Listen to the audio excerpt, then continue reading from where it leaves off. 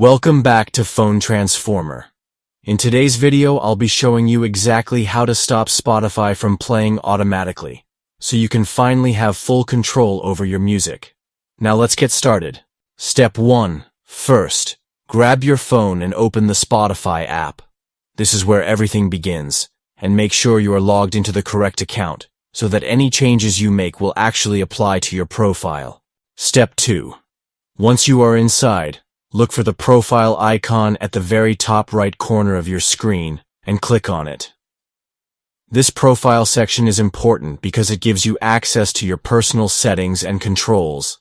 Step 3. From the menu that appears, find the Settings and Privacy option and tap on it to open it up. The Settings area is the place where you can manage how Spotify behaves and customize it according to your preferences. Step 4. Once inside Settings, you will notice different options available.